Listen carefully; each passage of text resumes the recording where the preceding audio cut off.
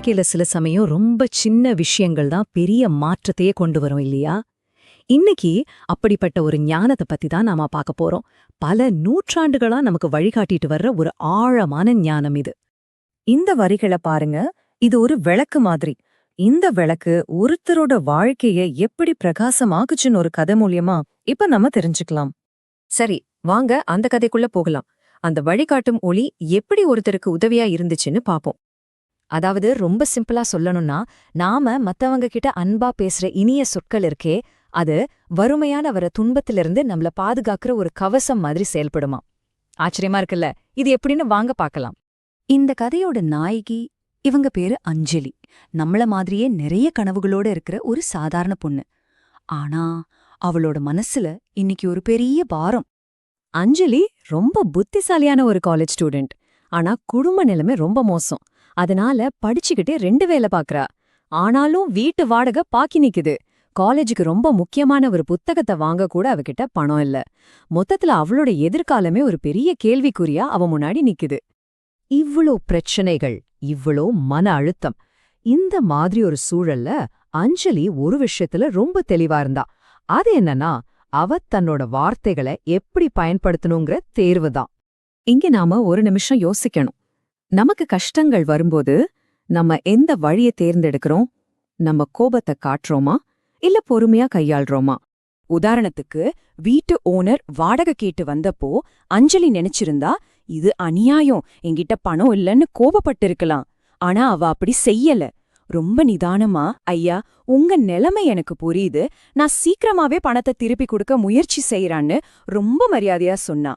அதே மாதிரி மளிகை கடையில அன்னிக்கு அந்த கடைக்காரருக்கு ரொம்ப டென்ஷனான நாள். வர்றவங்க போறவங்க எல்லாரும் அவர்கிட்ட எரிஞ்சு விழுந்தாங்க. ஆனா அஞ்சலி மட்டும், உங்களுக்கு இன்னைக்கு வேலை ரொம்ப அதிகமா இருக்கு போல, உங்க உழைப்புக்கு ரொம்ப நன்றின்னு ஒரு சின்ன புன்னகையோட சொன்னா. இதா மட்டும் இல்ல, அவ வீட்டுக்கு பக்கத்துல தனியா வாழ்ந்துட்டு வந்த ஒரு வயசான பாட்டி, அவங்க கிட்ட தினமும் ஒரு காலை வணக்கம் சொல்றது, இன்னைக்கு எப்படி இருக்கீங்க பாட்டின்னு கேக்குறது, அவங்க சொல்ற பதில காது கொடுத்து கேக்குறதுன்னு இந்த சின்ன சின்ன விஷயங்கள கூட ஒரு அன்பான தேர்வாதான் அஞ்சலி பார்த்தா. சரி, அஞ்சலி இப்படி அன்பா விதைச்ச வார்த்தைகள் இப்போ அவளுக்கு எப்படி அறுவடையா கிடைச்சதுன்னு பார்க்கலாமா? அவ வாழ்க்கையில ஒரு நம்பிக்கை ஒளி தெரிய ஆரம்பிச்சது. முதல்ல அந்த வீட்டு ஓனர், அவரு அஞ்சலியோட பணத்தை பார்க்கல, அவளோட குணத்தையும் அவ பேசின மரியாதையான பேச்சையும் தான் பார்த்தார். அவரோட மனசே மாறிடுச்சு. பாத்தீங்களா, ஒரே ஒரு நிதானமான கனிவான உரையாடல் அவளோட மிகப்பெரிய பயமான வீட்டை விட்டு வெளியேத்திடுவாளோங்கிற பயத்தையே போக்கிடுச்சு.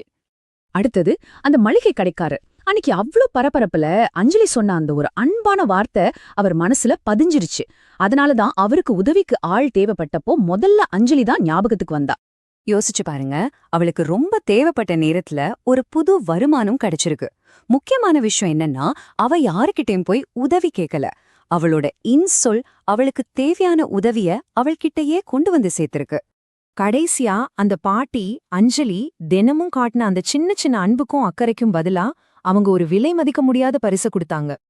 ஆமா, அஞ்சலி வாங்கவே முடியாதுன்னு நினைச்சு கவலைப்பட்ட அந்த முக்கியமான பாட புத்தகம் இப்போ அவ கையில இருந்துச்சு. அவளோட எல்லா பிரச்சனைகளும் முன்னொன்னா தீர ஆரம்பிச்சது. அவளோட பணத்தாலேயோ மத்தவங்களோட உதவியாலேயோ இல்ல, அவளோட இன்சொல்லால.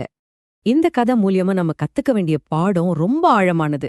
இது வெறும் அஞ்சலியோட கதை மட்டும் இல்லைங்க, இது நம்ம ஒவ்வொருத்தரோட கதையும் கூட. ஒரு நிமிஷம் யோசிப்போமா? நம்மளோட உண்மையான மிகப்பெரிய செல்வம் நம்ம பேங்க்ல இருக்கிற பணமோ நம்ம கையில இருக்கிற பொருளோ இல்ல, நம்ம வாயிலிருந்து வர்ற வார்த்தைகள் தான்னு சொன்னா நீங்க என்ன நினைப்பீங்க? அந்த வார்த்தைகளோட சக்தியை நம்ம உண்மையிலே உணர்ந்திருக்கோமா?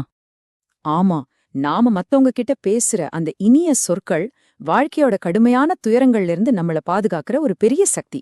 அதனால நம்மளோட உண்மையான செல்வம் இன்சொல் தான். அதை நாம சரியா பயன்படுத்தினா நம்ம வாழ்க்கையும் நிச்சயம் செழிப்பா இருக்கும். நன்றி.